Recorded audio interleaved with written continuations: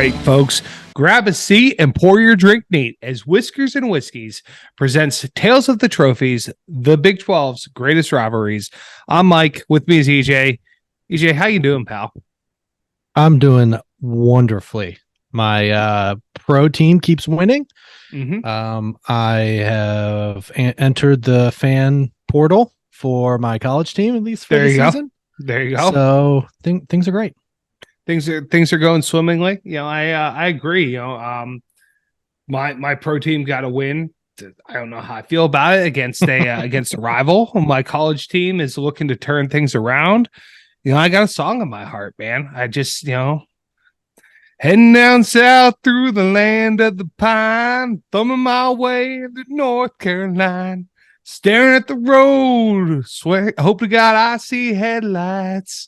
And you know what, man? It's just rock me, mama. Come on, like a wagon wheel. Rock me, mama, any way you feel. Hey, mama, rock me. We were totally in sync there on the timing for that, but you know what? We got a whole episode to get in sync with it. Yes, I agree. This is going to be another one that I didn't really know much about until I started looking at it, but I think everyone's going to be pleasantly surprised. And this is also following another great week of college football. Unfortunately, it did not go the Pod's way. Was it great? I mean, objectively, I guess objectively, it was exciting games, but boy, we bad things happen to good people. I guess bad things do happen to good people. And well, I mean, good people, and then there's bad people that run the ball on the same formation 3 times in a row from the same location. What are they doing? EJ and I were just incredulous for the folks that watch the Red River rivalry.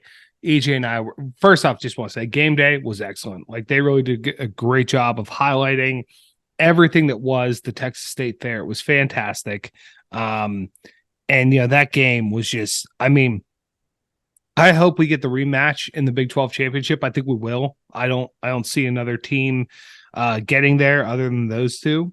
And like, everything just went wrong for Texas. I mean, when you have that many turnover, and it's like the first pick was absolutely Quinn Ewers' fault, but like, second pick, bit unlucky. Like, it wasn't a great pass, but just a perfect bounce to the DB and the air linebacker, whoever picked it up. And then, I mean, Sark, though, what are you, like you said, what are you doing running jumbo package 3 times with your nose tackle? Like, they showed on the second play, the second time you tried it, they showed they're not capable of blocking. And like you said, speed and space, they were getting to the edge of that defense, no problem. That's where they were hurting them. So, yeah, and it's always one of those things, and I guess I didn't think about it in the moment just because, I don't know, sometimes like my football mind bleeds NFL and college football together, but like, Texas isn't an under center team at all. No. So that's not even just that they do it and that just wasn't success. Even if that was something that they regularly do, I mean, you probably still bail after 1, definitely after 2 plays. Yeah. But for them to not be that team anyway, it was shocking that he tried it 3 times in a row. I think that, like, you saw with like Saban last year with Alabama, like they, had the past couple of years, there have been goal line stances and they've taken it from shotgun, and Saban has just been livid about that. So I think there's I think that's happened a lot of times. Like, teams are in goal line and they're shotgun teams, and it just doesn't happen. So I feel like that could be why. But man, maybe, but if that's what you do, that's what you do, right? Like, yeah. We were talking about it. I would feel much more comfortable with getting, Brooks out on the edge. And if he has one guy to make miss, whether it's a linebacker or definitely if it's DB, I'm going to take those odds much better than, him getting, contacted as soon as he touches the ball in the backfield. Like that's just, he had zero chance there. I'm not saying they had to do anything tricky, and I know they don't have like a big dude. The tight end was a bit hurt, which stinks. He played, he toughed it out, but they don't have like a big jump ball guy. But I don't know. It just seemed odd, to do it three times and to not have like a play action wrinkle off of it. They didn't even try that, right? And that's where I think he was trying to be the smartest guy in the room, because it's almost like, third down, they must think we have a play action after the, off of this. But especially it's college kids, that's how you do it. Even if they know it's coming, they're still college kids. Someone's bound to make a mistake. And yours has at least overcommit. Athleticism. That was terrible. And then I even think it's more egregious that they just let Oklahoma basically carve them up like Swiss cheese after they fight back. They played their B- game, and they take the lead late into the game. 2 minutes left, less than 2 minutes, and they just basically let Oklahoma go all the way down the field with zero resistance. If you're a coach in a game, if your defense is playing well, throw prevent out of the window. If your defense has, and that's what Texas's defense really. Dylan Gabriel did not do a whole lot in the second half. They really held them pretty well. I feel like had they kept applying pressure, that's what the Steelers did yesterday. They didn't switch to prevent defense when Lamar had the ball at the end of the game. Highsmith and Watt were getting home, and they let him do it. And look what happened: strip sack, game over. And I think that's Sark called plays like a chicken shit at the end of the game. This is 3 straight weeks. And I know all of this distinctly because I've lost bets on 2 out of the 3 and barely won the third. 3 straight primetime ranked games that the defense protecting the lead at what should be the last possession of the game, that has been an aggressive defense, successfully aggressive, has put the shell on and lost. Notre Dame against Ohio State, Freeman freaked out, and that allowed Ohio State to get all the way down the field, and then forgot to put players on the field at the end. For and 2 then plays. Right. Duke, Mike Elko had Notre Dame the next week in a same bind where they were just Hartman didn't want to throw the ball on that 4th and 16. He didn't want to do it, and you just bailed him out by playing deep coverage and not pressuring him. And then it happened, with Sark again. So that's 3 straight weeks where I don't know. I get the idea of not wanting to get the ball thrown over your head, but when you have pressure working, the quarterback doesn't have time, right? Yeah. So I don't know. I would much rather lose it that way than to shell. Yeah, if you're bringing the heat, you're preventing the ability to throw the ball super long, anyways. And if a guy gets past one, if a guy gets past you, that still is not guaranteed he's going to come down with the ball. I mean, these are college kids. If you're under pressure, you could throw the ball out of bounds, just bad passes, underthrown, and then it's picked up. Overthrown, all sorts of things. Yeah. So, I won't understand it, but now it's 3 straight weeks. And I mean, sure enough, this is probably going to set up another instance of this happening, this coming up weekend. But I don't understand it. If your game plan is working, do that. Don't stop. And that goes the same way with if you're in the lead and you're trying to kill clock or whatever, do what makes sense to you. If you're not running the ball well, but you're good at screens and quick passes, you can't be afraid to drop the ball, right? You got to be comfortable saying, this is what we do, this is who we are, and just do it. But so many times on both sides of the ball, coaches just, I don't know, lose their mind and get too conservative or go away from what they're good at, and it usually costs them. Yeah. A frustrating day overall. Obviously everything looks better than Cristobal, so that's the most embarrassing thing I've ever seen. Sorry to our close friend and listener Chris Mandia, who went to the game. I had no idea. I was texting him the next day. I wanted to give him the grace period. Didn't want to talk about it because I would be super mad if I was in his shoes. And he was like, "Oh yeah, I heard it from the parking lot." And I was like, excuse me? Like, what? I had no idea he was there. And it was like a whole family affair. Everyone's happy, excited. And then by the time they're, parking or getting in the car to leave the stadium, they realize that, Cristobal did it again. I mean, I don't understand how you just like, and that's to the point. Like, I don't watch enough Miami to know if they're a shotgun team. But like, even if you are a shotgun team and you need to kneel the ball down, like in that instance, if you kneel, there is literal just end the play because there's less than 40 seconds of the game. They have no timeout. Just end the play as quickly as possible. Like, just take the ball from shotgun and fall down. Like, I don't understand what you're doing there. But Yeah, I have no clue. And I mean, I don't want to be too rash here, but like that's got to be a fireable offense eventually, right? Like not only did now he's doing it, at Miami. Like that's just egregious. I don't understand. Don't get it. Yeah.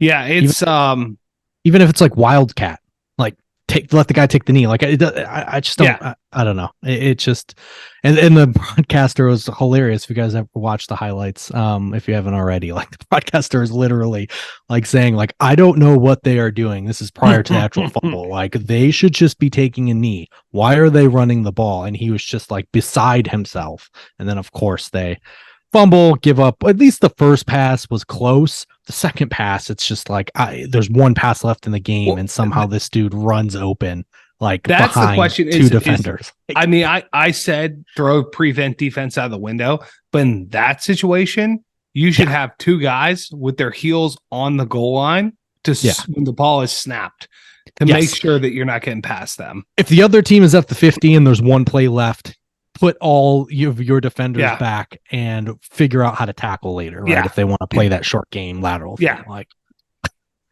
I don't know. It's so I was, for the listeners, I was texting Mike and it was like, how do we get into coaching? Like I can make millions of dollars and make stupid decisions too. Like and I can do that. Yeah. Which team's looking to hire us? We'll gladly take. Sounds like Sparty might have an opening. So hey guys, listen. I know Urban Meyer is a pipe dream. Mike and EJ are here for you. We will gladly take a knee when it's appropriate. We will gladly put prevent defense when it's appropriate, and we will gladly pressure when it's appropriate. We're here. Yeah. And we can probably bring, two more teams to your conference.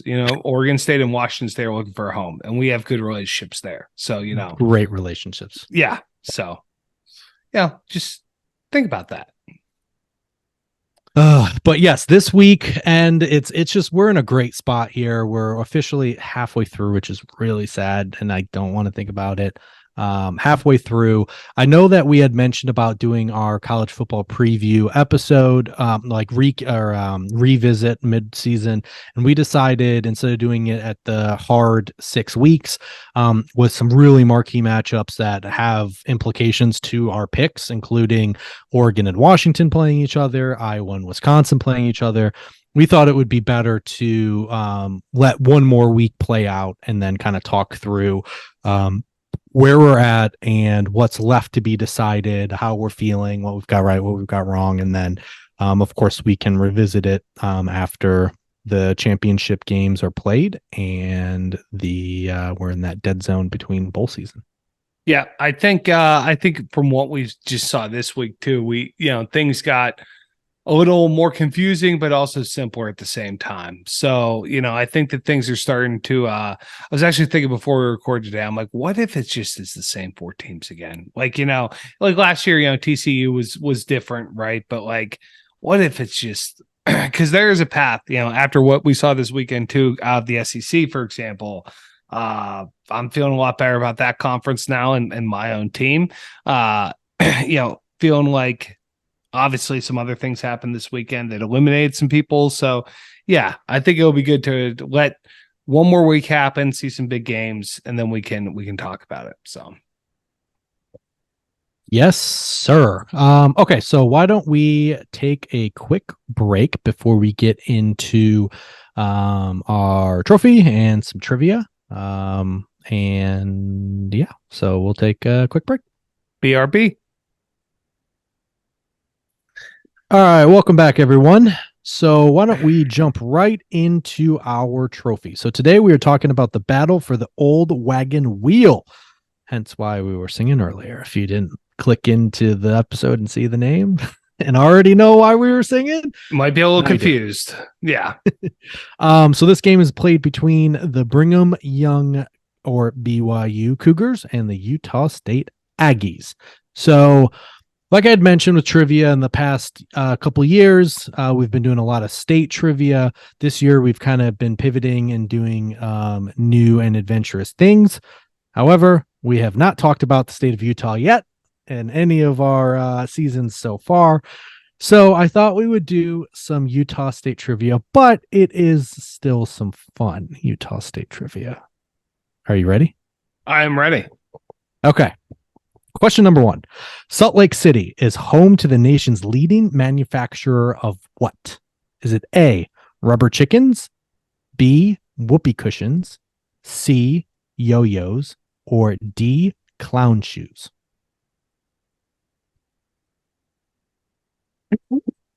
Gosh,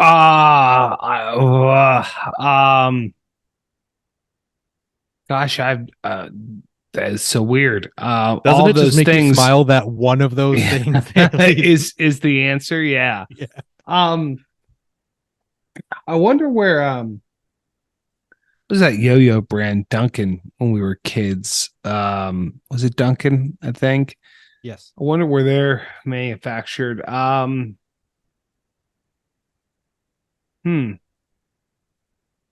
I'm just gonna throw a guess out there, and just gonna say rubber chickens.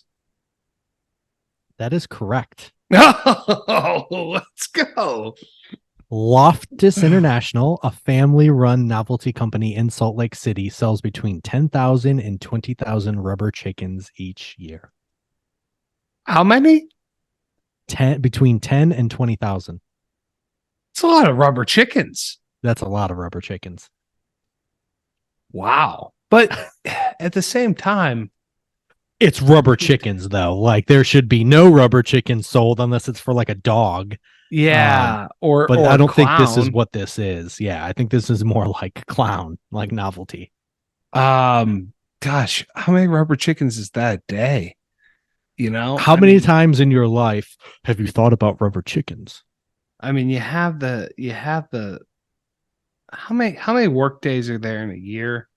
Let me try to break down how many rubber chickens we got. So I hope some of the listeners caught that joke.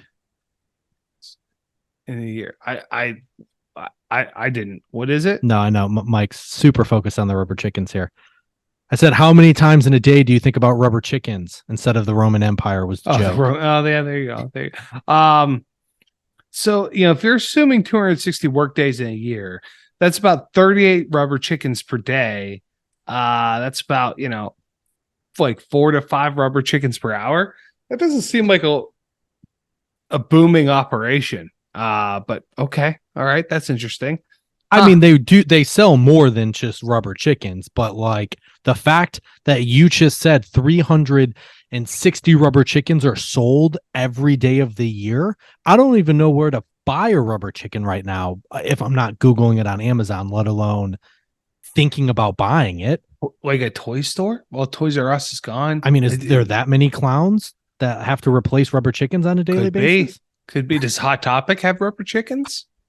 Spencer's Gifts. Spencer's is probably the top purchaser of said thing. Wow. Okay. All right. Rubber chickens. Yes. So, question number 2. Born in Salt Lake City, Walter Frederick Morrison is credited for inventing what item? Was it A, a Dutch oven, B, a Frisbee, C, sleeping bag, D, skateboard?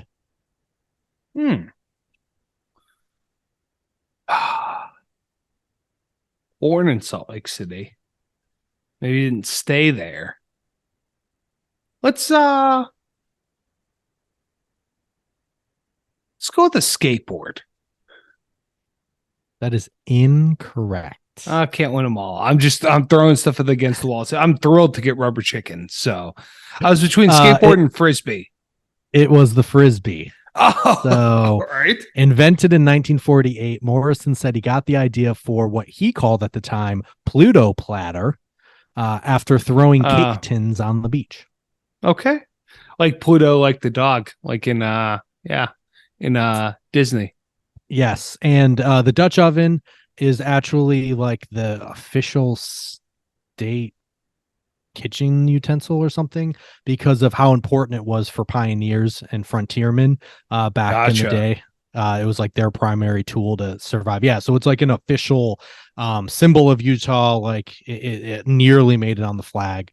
Um, yeah, so Dutch Hmm. oven, if you are from Utah, might have tricked you up. I don't know if you saw too many Dutch ovens when you were in Utah, but Maybe, but not that I know of.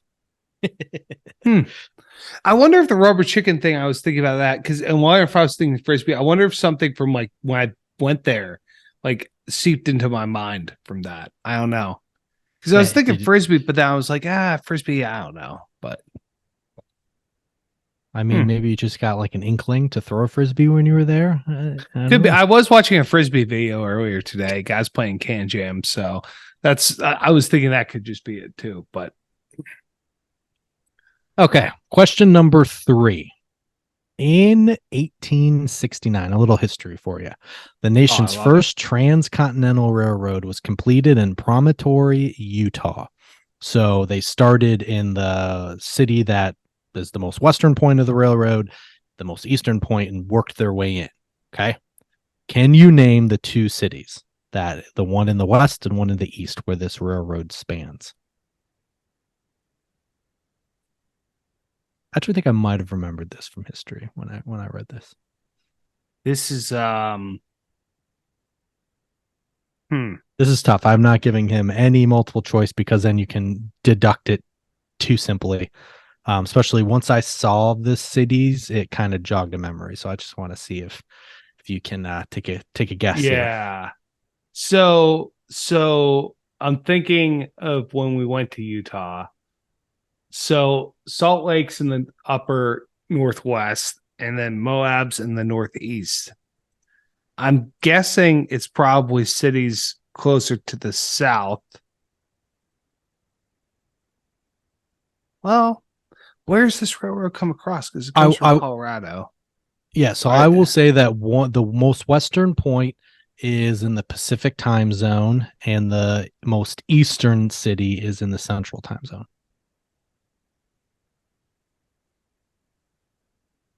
oh wait, hold on. Are the cities in wait? So you're saying name the two cities, one the west and one the east, that the railroad started? Yeah, essentially. Oh, So so not so they not in started Utah. it's transcontinental. So it is the Oh, very first okay, transcontinental railroad. And okay. what they did was they started at both of those cities and worked their way To together. Promontory, Utah. Yes. Okay, So all what are right. those starting points or ending Okay. I starting thought you points? meant like that they started in Neither are like in Utah. that like when they got to Utah, they started. Okay, so now No. I'm okay. All right. Okay. That helps. That helps. Okay. Yes. So I'm gonna say so Chicago makes the most sense as the eastern city. Um then for the western city, California, San Francisco. Chicago and San Francisco. Incorrect. However, you are most definitely on the right path. So the let's see, the western city is in California, further north than San Francisco, and the eastern city is further south of Chicago. Southwest. I'll say So southwest. what? I'll give you that. South so Indianapolis, is that southwest No, it's of southeast. Chicago? Okay. Yeah, That's the Eastern Point is a song, is actually that has a very famous song named a 90s song named after it. And the Western California city is going to give it away, has a professional sports team in it. Sacramento. I thought Correct. Sacramento is south of San Francisco. Is it? I know they're both north. I is it south? They've got to be really I close. don't I think know. it's further north. Is it? Okay. Okay. So Sacramento. And then Sacramento. It's a Counting Crows song. oh no, not a big Counting Crows guy. Oh, really? Yeah. Omaha, Omaha, somewhere Nebraska? in Little America. Huh. Yes. So that is Hmm. the first transcontinental railroad finished in Sacramento and Omaha. Wow. Okay. Wow. Would not have pegged Omaha, but Yeah. Number hmm. 4, Utahns. Utahns, yeah, Utahns eat Yeah. twice the amount of what flavor Jello as the rest of the population? Is it A, orange, B, cherry, C, blue raspberry, D, lime green? Who comes up with this stuff, man? Who tracks this? Like how much Utah sold in or how much Jello is sold in Utah. I had a real big dinner. I'm a little sluggish right now, but some Jello sounds nice. There's always room for Jello. You know what? I'm gonna say so. I'm gonna say so. Utah, a lot of Mormons. They don't get too crazy. You know, not a lot, no drinking or anything like that. But maybe they get crazy with their Jello, so they eat a lot of like a crazy flavor of being blue raspberry. So I'm gonna say blue raspberry. I like your logic, but it's the other crazy flavor Lime in green. relation. Lime Lime green. green. And apparently a popular way to consume the sweet treat in Utah is to add shredded carrots to the mix. Pardon me? That's That is apparently so gross. one of the things That is so they do gross. with the lime green That's maybe Jello. the worst regional food I've ever heard of. Like, you know, there's Skyline chili, like people aren't crazy about that and stuff, but like that's so gross. Yeah, That's I disgusting. I agree with you. People, if you're listening but not watching on YouTube, his face is actually disgusted. I mean, like, I know that the carrot raisin salad at Chick-fil-A isn't, like people think that that's disgusting. I agree. I hate carrots. I hate carrots, first of all. But like with I guess that carrot salad's pretty sweet. So there's something about sweet carrot, but like what? Who came up with that? I Who don't know. thinks I of guess these it's just like a things? crunchy. The textures just don't mix either. Like if I'm eating No, Jello, I don't want crunch. no, not at all.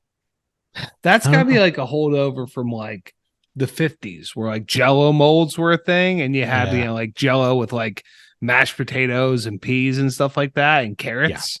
yeah. Like that's gotta be a holdover from that time. That's disgusting.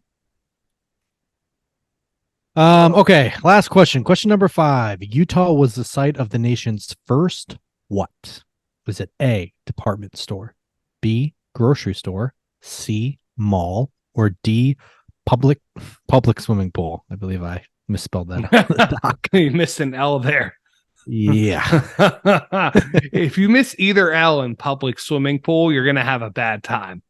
Public swimming poo, or in this case, pubic swimming pool. Yeah. Yeah. I feel like department store, grocery store for sure not. That had to happen out east. Same with department store. I'm sure there's a first department store was in New York City. Public swimming pool, again, that seems like something would have happened further out east.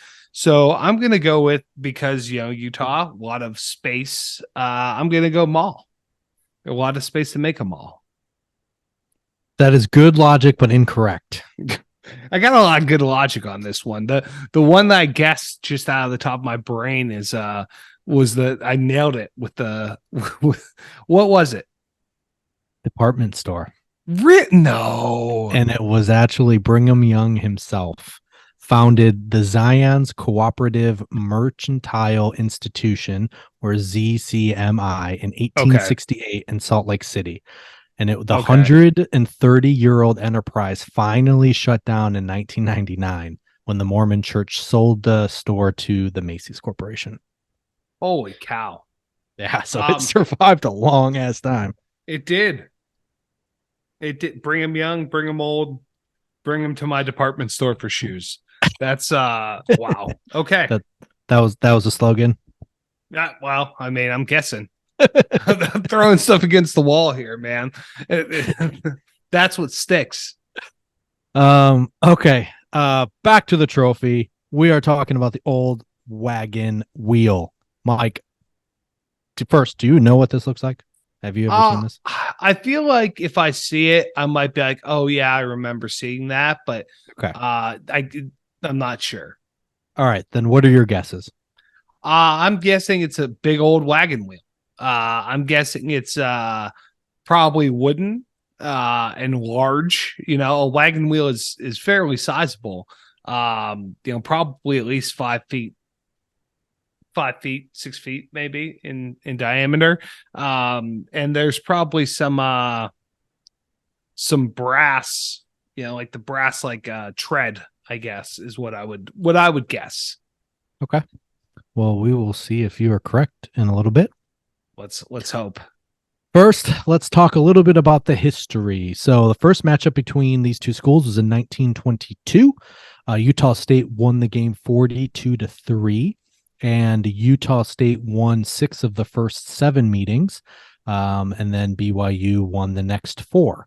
So, overall, BYU leads the series 51 wins to 37 losses to 3 ties.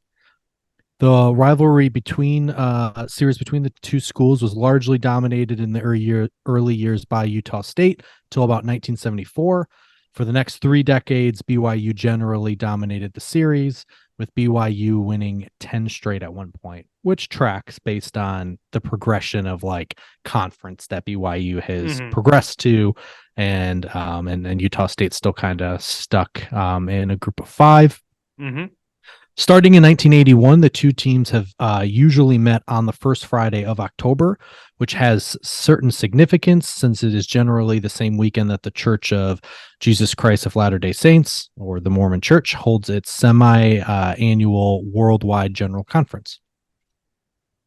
And the battle for the old wagon wheel is an important cultural event in the state of Utah, given the long-standing rivalry between the two schools and the fact that the majority of the student body at both schools recognize themselves as LDS members.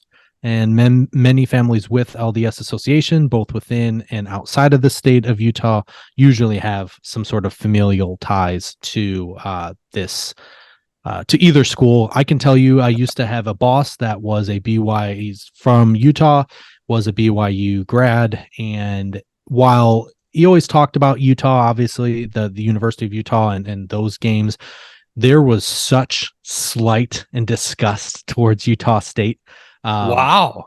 Yeah, you could just tell that it felt like they're the public school institution while we're BYU. Oh yeah, it was there was plenty of swarm anytime I talked to him about the Cougars, and then obviously that game was usually played, even though he wanted to just always focus on the Utah game. But yeah, I could definitely feel it without getting too much into it. A little bit of Skies versus the Urchins, a giant tsunami reference for you there.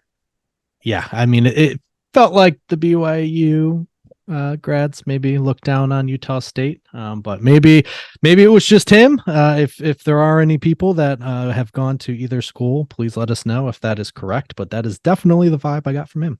Mm-hmm. All right.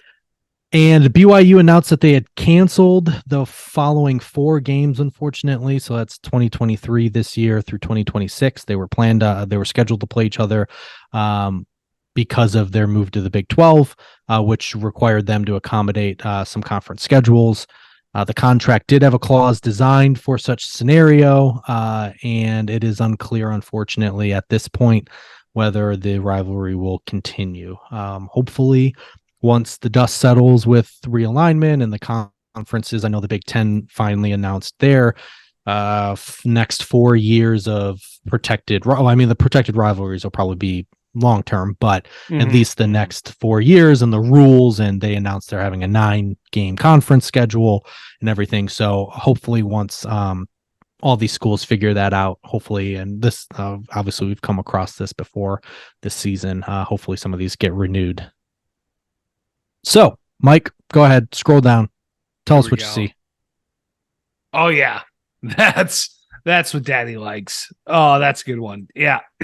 So It is a big ass wagon wheel. I would say probably 4 or 5 feet in diameter. Let me look at some other pictures of people holding it. Yeah, probably 4 feet or so in diameter. It's a big old wooden wagon wheel. It look okay. So in the hub of the wagon wheel, it looks like you can replace the emblem, because I'm seeing some like it being open and stuff like that. So it looks like you can put in a Utah State or a BYU emblem.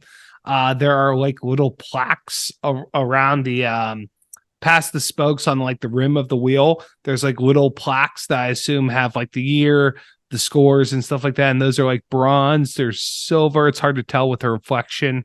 Probably all bronzed, I guess, just based on the reflection there. And then there is a big, the tread itself looks to be some type of metal. Oh yeah, it's in good shape. I mean, this is like old wood, like cracked wood. It looks like and there's like nails, because the rim is like smaller circular pieces, and they're kind of nailed together. This is good stuff, man. Oh yeah, there's pictures of them carrying it around the field. Someone's rolling it out at a practice. Oh yeah, that's what we like. That'll do. That'll do. That'll do. Yeah, that's gonna do it. That's gonna do it. Yeah. Okay. I love this. This is great. Yes. So in 1948, the Blue Key fraternities at both institutions came together and created the old wagon wheel to deliver to the winning team each season. This trophy draws a lot of meaning from Utah's cultural background. It is a wheel like the ones found on the wagons that carried Mormon pioneers across the plains to the Beehive State in the 19th century. The Aggies took the trophy for the first time with the 20-7 victory, and they won 7 of the next 9 meetings before things changed in a dramatic way, right? And we kind of talked about that earlier on. The Cougars scattered 17 wins through the first 46 meetings of the series before promoting a former Utah State offensive lineman named Lavelle Edwards to head coach in 1972. The rest is quite literally history, because he became a college football Hall of Famer. And if that name sounds familiar, that is the name of BYU's home football stadium, is named after Lavelle Edwards. And I had no idea that he was a Utah State offensive lineman, which makes this even better. Yeah, that's awesome. So for around 3 decades, until about the mid 70s, the school bodies would steal the wheel from one another. Yes, there we go. Few mentions of the regular theft of the wheel are mentioned in media and history, leading to some suspicions that that's more, of a lore than it is anecdotal. But here is what one of the newspapers at the time had to say. So, quote, "The traditional wagon wheel has been found and returned to what BYU fans would regard as its proper place on the BYU campus." According to a photo published in the Provo Daily Herald in 1975, it went on to say the wagon wheel has traditionally gone to the winner, the Utah State BYU football game, and is traditionally stolen from the winning school by the losing school each year. And then it says outside pranksters got the idea and stole it from both schools, and its whereabouts haven't been known for several years. However, this year the wagon wheel turned up again, and BYU has it until it is stolen again. Love me some good theft. Good for the Mormons. Good for them doing a little bit of stealing. No big deal. I don't know if they confess sins and stuff like that, but a little bit of confession, all good. A little bit of petty theft, not a big deal. Can't hurt. It's all in good, as long as it turns up again, right? Yeah. Not damaged. Turns up. It was probably in some college kid's dorm forever. Yeah. Right. Then for frat house. Yeah. So while the wheel makes an appearance on the sideline of every football game, both home and away, it is not stored or kept at either Maverick Stadium in Logan, which is where Utah State is, or Lavelle Edwards Stadium in Provo. When BYU has possession of it, though, it is hidden in plain sight. So following BYU's win, when they do win over the Aggies, the trophy is returned to Legacy Hall in Provo. And according to BYU communications manager Duff Tittle, yeah, Duff, Hmm. who maintains the mini museum of BYU memorabilia on campus. So that's pretty cool. So when it is in BYU's possession, which it has been the majority of the time, Yeah. at least in recent years, it is on display, which is pretty cool. So if you are ever in Provo, go check that out. And so, like I said, while it sits in open air inside the Cougars student athlete building, the size and the girth of the trophy means it has to stay chained and tethered to the wall to prevent it from falling or being damaged.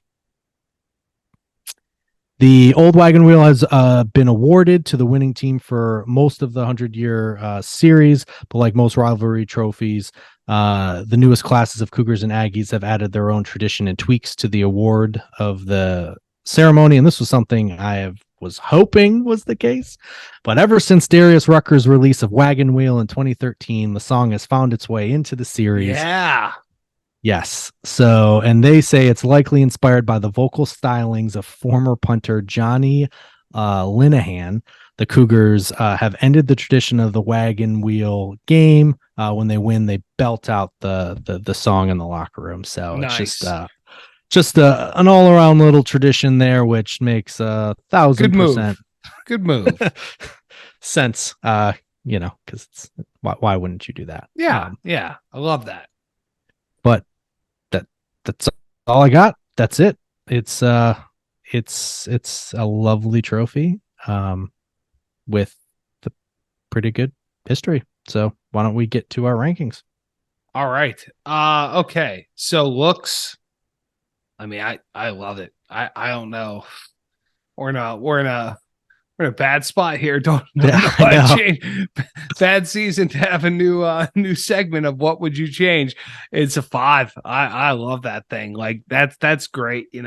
Anytime you can make a somewhat random object, obviously it's not random. It has a lot of significance to the pioneers that came out and settled in Utah. So I think that's great. I think it's a 5. History. I mean, I like it. We got some theft going on. You got the former coach from Utah State coming over. I think that's pretty good. Gosh, I guess 4.5. Like, I feel like, yeah, that's really good. Rivalry itself, pretty one-sided for now. Okay, I don't want to get into competitiveness, but okay, so there is some. It happens on the game always happens on a big day for the church. A lot of family with ties to the school. Obviously, you have the anecdote from your former coworker there. So it seems like there's a pretty good heat around it, and so I like that. So let's say 4 for the rivalry overall. And then for competitiveness, this is where it kind of falls off because BYU's dominated recently. Utah State at the beginning. I don't see a clear path for Utah State to get back. They're frisky. They're frisky some years. So I'll say a 3. Overall, man, I hate to do it, but I feel like I'm being really generous. A lot of top tiers this season, but gosh, I mean, I just love the look of this thing. And there's definitely a lot of, good history with the trophy, the stealing back and forth, and people care about this community. So yeah, I gotta go top tier. Yeah, I mean it's just one of those things. I mean, sometimes you just go through its stretch of great trophies. I feel like it happened in the Big Ten's season as well, where I mean when it's good, it's good. Like, I don't think we can apologize for it. And it's been such a pleasant surprise because, again, I mean, obviously BYU is brand new to the Big 12. So as we were doing our research for which trophies to include, there weren't a ton, and there really weren't too many that were excluded, to be honest with you, because unlike the Big Ten, where there was so many inter Big Ten rivalries that we had to extend the episodes and start this season, that season way earlier than we have the other ones. But there were definitely plenty that were happening between Big Ten schools and non-Big Ten schools that we had to exclude. So going into this again, I had somewhat of low expectations outside of some of the big ones, like the one we talked about last week in the Golden Hat. But they have had some pleasantly surprising trophies that I'm Yeah. really glad we got to highlight. So Yeah. for me, I say that to say it's a 5 on looks. I think it's exactly what we're looking for. Size, tradition, just old. The history of the trophy, it is old. It has been stolen. It was both schools coming together, which I like, and coming up with this idea. I think so for history. I do like. I guess that'll be a little bit more in rivalry, but the history of it. So I do like that it's older, and I do like that it has been stolen. And honestly, I'm kind of happy that it's just kind of stayed. There's Yeah. no need to change it. Um,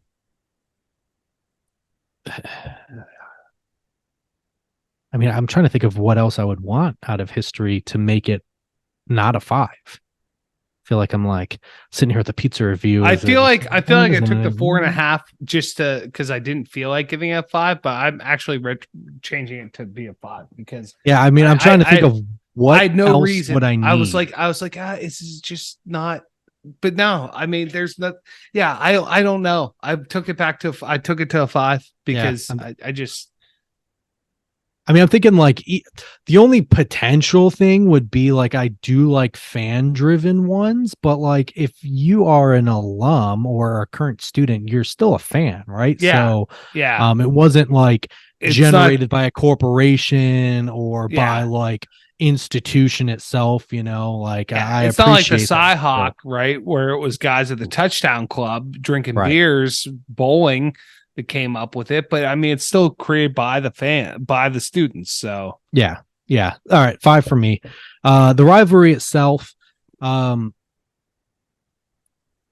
I mean, I'm going to err on the side of 4.5. I know that like Utah and BYU gets more shine just because they've been they've been in Power 5 conferences recently, but I just think there's something about both of these schools because Utah, the University of Utah is not primarily a Mormon driven university. right, right, Clearly BYU is, and we've right. learned that Utah State is. So I think the fact that there are so many ties between anyone living there, because I believe I saw a stat that I think it is 60% of the state of Utah are Mormons, and then there's only 2% across the entire rest of the nation. So I think that makes it a really big deal, obviously, for Utah.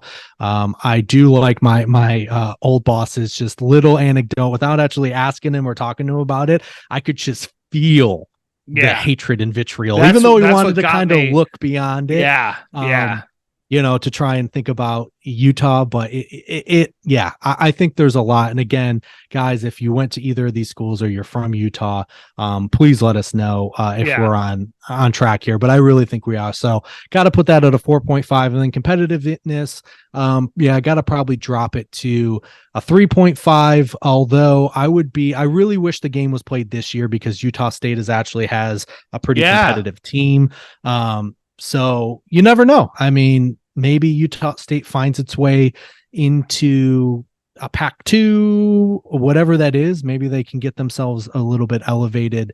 But I would be interested to see these two schools play now. But I'll just go for now because of the recency of the games that we can actually see results on a 3.5. And then overall, I mean, it's a top tier. It's knocks 3 out of 4 categories right out of the water. So even if it is in the bottom half of our top tier, it deserves to be there. It just does. Yeah. Well, there we go. Okay. So, I mean, we set a 5. Is there anything you can think of that you'd want to change or maybe even like add? And it can be, I guess we kind of changed it a little bit last week. Is there anything else you'd want to add to potentially the tradition? I even forgot to mention, like you said, like they even have this game played on an important religious day for the LDS church. So I was trying to think as you were giving your ratings if there was anything else that I would add, but I mean it's usually played on a significant day. The wheel itself is just awesome and has so much significance to the state. I, I don't know that I would change it Yeah, I mean, I or add anything. Like I think definitely it's appropriate. I don't know that there's much to add. I mean, even they even added Wagon Wheel to it, for God's sakes, even though I mean that had to yeah. happen, right? Um, I don't know. I'm kind of drawing a blank here. You know, all right, you know, let's get crazy. You want to go nuts? Let's get nuts. Let's go. Let's go Uh nuts. uh Totally unrealistic. Do Like you just want the full wagon? I brother, not only do I want the full wagon, but listen to this. Listen to what I'm gonna throw out at you. Pick my wagon. Okay. This is what I'm thinking. So so you if you win the trophy, right? You get a wheel. And then if you win the next year, you get another wheel.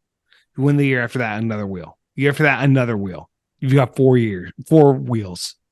If you win the trophy for the 5th year, you get the wagon to put the wheels onto.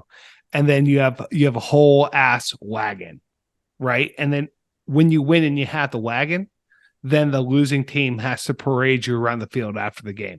They got to draw the wagon around the field after the game. And then you just hold on to the wagon. And like if you if you, let's say you win 3 in a row, right? And then you lose the 4th year, then you lose a wheel, right? So like you got to build up to get the transformer, right? You're building up to create the Megazord, right? Is what's happening. So that would be fun. And then you could do like wagon races, like the kids could do wagon races, like the student body. That actually, you know what? Take it back. So If they did, yeah, go ahead. I was just going to say, so I'm thinking, I like what you're saying. I'm going to put a positive twist to it. So if I like the getting the components and the pieces, and then if you've earned the right to have the wagon, I think once the wagon is put together, and maybe it could be around that conference where a lot of the family members are there, like I don't know if there's maybe another festival that's around that time, but maybe you have it like more of a positive ceremonial where you have the players that pull the coach, like the winning players pull the winning coach. So it's less of a punishment and more of like a celebratory ceremony of just like something of, you know what I mean, a little bit less things can go wrong. Yeah. And that could go wrong. Yeah. Well, here's another idea like that I had too, that could be supplementary. And I'm taking this from last week when we were talking about the Red River rivalry, and they actually did show the JROTC programs doing the relay. I forget if it was during game day or during the game, but they did show that.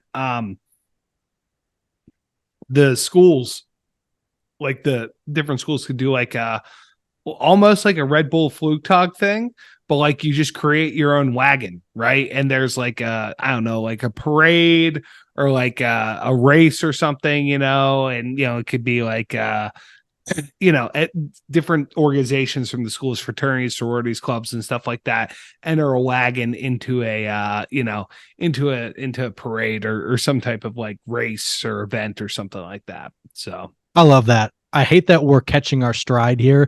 I mean, it is good that we're kind of catching our stride mid season with this segment, because like I could just picture this being like an entire episode of us just describing that, like the traditions around a trophy ceremony.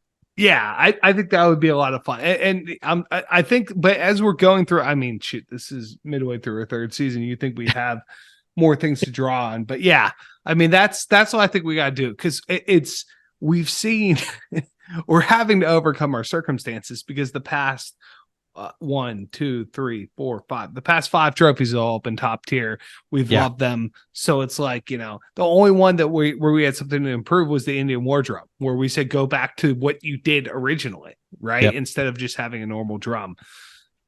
So yeah, man.